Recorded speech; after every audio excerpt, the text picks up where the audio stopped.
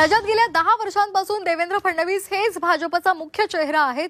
राजकीय role model म्हणून अनेक जण त्यांच्याकडे पाहतात. राजकारणातला महत्त्वाचा चेहरा असलेल्या देवेंद्र फडणवीसांनी मित्रांच्या आग्रहाखातर मॉडेलिंग क्षेत्रात सुद्धा काम केलं होतं. 2004च्या सुमारास त्यांनी मॉडेलिंग केलं होतं. फोटोग्राफर विवेक रानडे यांनी त्यांचं फोटोशूट केलं होतं. एका ॲड कंपनीसाठी त्यांचं हे फोटोशूट झालं होतं. तर हा योग नेमका कसा जुळून आला, यासाठी कुणी पुढाकार घेतला, याबाबत देवेंद्र फडणवीसांचं फोटोशूट करणारे फोटोग्राफर विवेक रानडे यांच्याशी संवाद साधलेला आहे आमचे प्रतिनिधी अमर काणे यांनी. पाहूयात.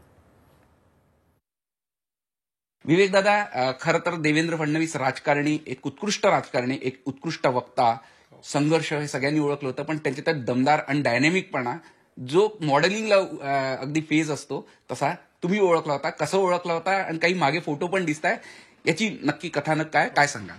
ऍक्च्युअली त्यांचा दमदारपणा ओळखण्यापेक्षा मी मॉडेल एखादा चीफ मिनिस्टर किंवा एखादा राजकीय नेता असणं असं आजपर्यंत घडलं नव्हतं. आणि मला तेव्हा एमएलए असताना असं वाटलं की हे एमएलए आहेत, दिसायला चांगले आहेत आणि स्मार्ट आहेत, तर दिस इज अ राईट टाइम की यांना विचारावं की तुम्ही मॉडेलिंग करता काय याच्यासाठी. ही वॉज नॉट रेडी खरं सांगायचं तर. पण आमचा एक मित्र आहे शैलेशने त्यांना कन्व्हिन्स केलं की आपण करू, काही हरकत नाही. म्हणजे तुम्ही जेव्हा हे मॉडेलिंगचे फोटो घेतले तेव्हा देवेंद्रजी आमदार होते, म्हणजे 1999 नंतर कधी कोणता तो कालखंड आणि त्याच्या पूर्वीचं पूर्ण कसं होतं वर्णन कराल आणि तुम्हाला कसं काय उलगडलं की ते मॉडेलिंगचा फेस आहे हा? 2004ची ही गोष्ट आहे. 2004 मध्ये आम्ही शूट केलं. त्यावेळेस देवेंद्रजी एमएलए होते आणि एवढा स्मार्ट एमएलए, एवढ्या कमी वयाचा एमएलए असणं हे माझ्या दृष्टीने आमच्या ऍडव्हर्टायझिंगच्या पॉईंट ऑफ व्ह्यूने खूप इम्पॉर्टंट होतं.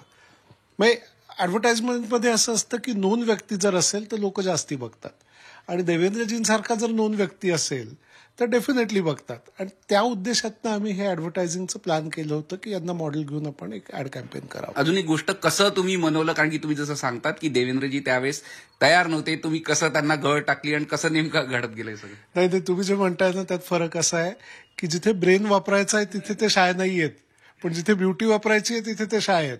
त्याच्यामुळे मॉडेलिंग करताना ही वॉज शाय. मग त्यांना वाटलं कशाला करताय, म्हणजे करतोय हे खरं करणं गरजेचं आहे का. पण ऍज अ फन मित्र म्हणून त्यांना नाही म्हणता नाही आलं मे बी, आणि आम्ही ते केलं मित्र म्हणून केलं. खरं तर काय टॅगलाईन होती आणि कसा प्रतिसाद होता? तुम्हाला जरी त्यांनी नकार दिला, तुम्ही गळ टाकला, नंतर त्यांनी हे फोटोज काढले होते, कसा प्रतिसाद होता लोकांचा आणि काय म्हणणं होतं? नाही, ऍड कॅम्पेन जेव्हा रिलीज झालं आणि आम्ही ठरवलं की हे होर्डिंग्स लागतील नागपूरभर, तेव्हा ते होर्डिंग लागण्याच्या दिवशी देवेंद्रजी औरंगाबादला चालले गेले होते. त्यांना असं वाटलं की कदाचित याचा रिस्पॉन्स चांगला येणार नाही, लोक काही वेगळ्याने रिॲक्ट होतील.